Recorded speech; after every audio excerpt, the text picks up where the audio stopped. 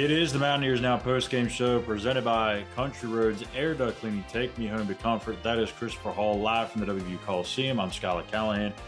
West Virginia falling 81-70 here tonight against Texas Tech. A rundown of the numbers. Jesse Edwards, an efficient shooting night for him. 8 of 10, 18 points to go along with 8 rebounds. Raekwon Battle, 15 points on 5 of 11 shooting. Joe Toussaint in his return to West Virginia led the Red Raiders with 21 points, 7 assists, and 3 steals.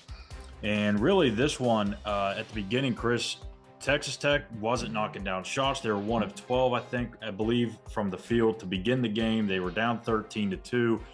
Then all of a sudden, they start making shots. West Virginia's making shots, and it was kind of it felt like it was going to be one of those high-scoring games in the 80s and 90s there for a while, and then second half, West Virginia's offense just dried up. Texas Tech didn't, and that's pretty much how the rest of the game went. It just felt like it was the same script that we've seen over and over and over at times this season, where they're competitive for 30 minutes, but those last 10, that's just where it seems to fall apart for this group. I mean, they haven't played defense all year. You mentioned the shooting, and wasn't anything they did defensively. They were just missing open shots. Yeah, You several kind open of sense it shots. that it was like if you keep giving them open shots, they're eventually going to make them. Not only did they make them, they actually made some tough shots as well to add on to it. So it's the same story. They had 8 offensive rebounds. It felt like they had 20. I can't believe that West Yeah. Virginia was only -2 on the rebounding. It felt so one-sided. Probably a lot different in the second half. I don't have the breakdown of the second half in front of me, but yeah, it's really been the same story all year. This team hasn't changed. Every time you feel like, okay, maybe they turn the page at Kansas State, they make that big comeback, or you can carry that momentum in tonight, which they did to start offensively, but defensively, it's just been so bad. And it's a lot of things defensively, and it's just how kids are being brought up. It's how the game's being called. For really the last 5 years, it's just really emphasis on offense. You really can't guard the way you used to be able to. So they're not going to outscore anybody. I know that was kind of the theory going into the season. It's kind of been the theory a little bit throughout the season with Raekwon Battle, and when you have Edwards in the paint and what we saw at Kansas State. But it's not a recipe for success. And really, if you think about all the success West Virginia's had since Beeline, they had you call it a gimmicky defense with the 1-3-1, but there was an emphasis with that 1-3-1. It was different. And we knew what they had under Huggins, and that's not a knock on Eiler anyway. I mean, this team was just put together, and they're just when you try to scrape together a team, most of the good defenders are gone at that point. So Yeah. really, I mean, if you watch college basketball, it's all kind of the same everywhere. It's just other teams have better athletes, and you have a couple guys that can usually play really good defense, like a Joe Toussaint. And he's last year we saw what he could do offensively as well, and he did it again tonight, leading all scorers. So it's probably going to be the same the next 3 games. I mean, it's just going to be bad defense, and hope that they can shoot over 60% to win the game for 40 minutes, and that's just not Realistic. a recipe for success at all. No, and I agree with you. The defense, it's almost just like they lack an identity. And to your point, it's kind of hard to really find that identity when you don't have the horses to run the show. And you can say they have a really good top end of the roster with Kirk Creesa, Jesse Edwards, and Raekwon Battle, but it takes more than just 3 guys. And one of those 3 guys is coming from a 2-3 zone where he played for 4 years, and he's having to learn how to adjust to man-to-man coverage. Kirk Creesa's not necessarily the best defender. And obviously Raekwon Battle's got his deficiencies on the defensive end. So And what's crazy, Raekwon Battle is really quick. yeah, I mean, everywhere he's been, he's just not had to be a defender. right. You're coming from a lower level. That third or fourth option isn't that good of a scorer. When you come up to this level, they're going to be good scorers 5-6 deep. So he's not used to it. He hasn't been taught properly how to play defense, but he's quick enough. He's long enough that he can play. He could be a good defender, and it's not a knock. Again, not a knock on him that he's not trying to be a good defender. He just hasn't been taught since a young age, and he's really going to have to work that muscle memory wherever he decides to play in the future. Jesse Edwards, for me, I mean, the kid's got so much talent. Like, he's built big, he's got a big wingspan, he can be a force on the offensive end on certain nights, but it's too inconsistent. Tonight on the offensive end, like I said, he was 8 of 10, 18 points. But the defensive presence that he has had or maybe lacked this year has kind of been the biggest surprise for me. I thought he would have come in and had more of an impact over there. I think it's just the physicality, and I don't know why that would be the issue. Has he always been like this? I don't know, but maybe it's a factor of being in that 2-3 zone for so many years. Yeah, I mean, he's definitely got to get stronger if he wants to get in the NBA. I don't think he really has the leg strength. He may not know the leverage that he needs as well. I mean, when you're that tall too, a lot of guys are coming and undercutting your hips as well, and it's Yeah. just going to throw you off balance. So he just got to learn. He's going to have to learn that. He's going to have to learn it quickly. But G League doesn't is not that far, or I guess it's not the G League anymore. It's the Rookie League, whatever the summer Yes, league is. Julie. Yeah. Whatever the summer league is now for the NBA. Oh, Uh, summer league. Yeah. he's going to have to learn quickly. Um, Probably get the right coaching. Understand he's going to have to get a little lower, so he doesn't get knocked around. But in some fairness, they are pushing a lot. But I mean, it's everyone's getting pushed. You just that's where strength, leg strength comes in. So I mean, Seth Wilson boxed out tonight, got called for a foul. So if he did box out at times, sometimes you just randomly get called for Let's a foul. But yeah, I mean, he's just got to get stronger. He's still a work in progress.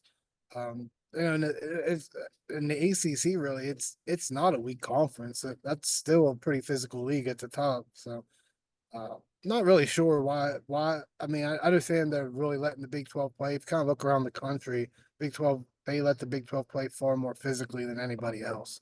So I think he's just not accustomed to it. The NBA doesn't look physical, but it is. They're just extremely athletic and they make it look really smooth. But it's a really physical game. So yeah, he's going to have to make a huge adjustment if he wants to make it to the league. And then obviously, as we mentioned in the Open, Joe Toussaint returned to WVU Coliseum tonight, 21 points. What did you think of him? To me, he looked like a much more complete player than what we saw last year. He was pretty good at times last year coming off the bench, but it just seemed like he felt like in control of that Texas Tech offense. He was kind of the true point guard of the team and directed and facilitated the rock all the way throughout the 40 minutes of the game. Yeah, I mean they only play six players most of the time, so he's had a lot of time with those guys.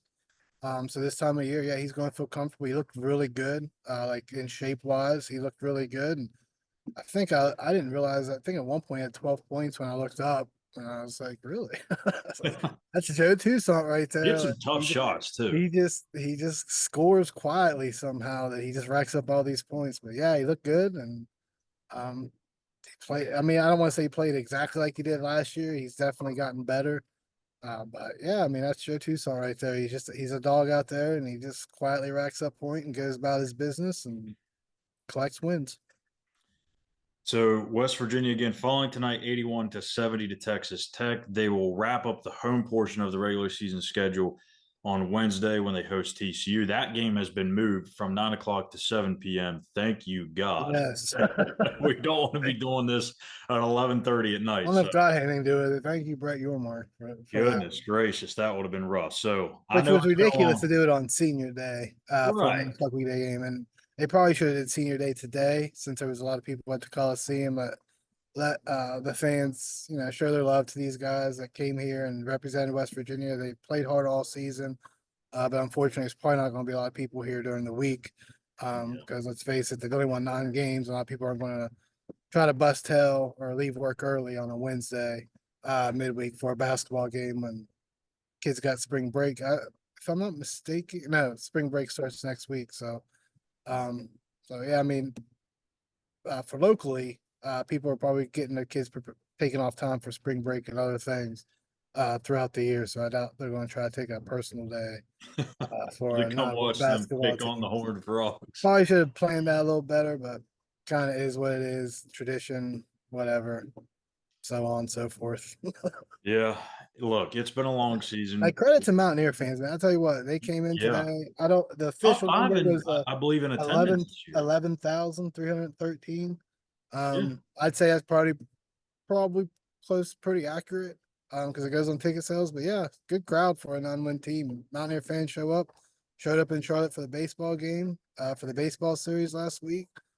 Filled half the stadium. So anytime West Virginia's anywhere, Mountaineer fans show up. Yeah. They love their Mountaineers for sure.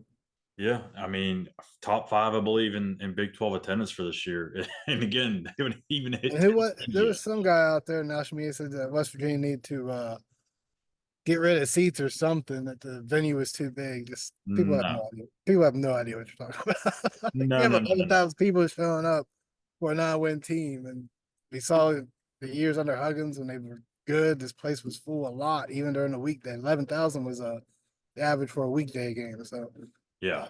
it was absolutely unnecessary there. Yeah, just wait till competitive basketball comes back to Morgantown. That place will be rocking like it always has. It's been a long year. We understand it. We thank you guys for tuning in every single night for these. If you do, or if you check in with us every now and then, we appreciate that as well. Make sure you hit that subscribe button on our YouTube page at Mountaineers Now. Give us a like as well. It helps us out. And also a follow on X at the same handle. We've got two more of these, three in the regular season, guaranteed three more. We'll see if they get past that, but maybe not. I don't know. I don't like our chances there. So we'll You see what never happens. know; they might get a fire lit under their They butt. might. They might. They'll Because we've really have seen if something to they play can for. play, if they can put together. I mean, every program in the country right now is saying put a game together 40 minutes every game, and Yeah. we'll be good. Kansas right now is scratching their head wondering the same thing. Different level right now, but Yeah. this team has shown that they can compete, and if they can just play 40 minutes and not get complacent. Which I don't know how you get complacent at this record, but they're kids. At the end of the day, they're just kids. Yeah. So two more and maybe a cup of coffee out in Kansas City to round out the season, and we'll get into all the coaching search stuff, which that'll be a whirlwind as well. So make sure, again, you subscribe to us on YouTube Mountaineers Now and follow us on X, the same handle. We'll be back Wednesday for the post-game show between West Virginia and TCU. Wrap that one up. We'll be back here also on Monday morning for another episode of Between Years. Take care.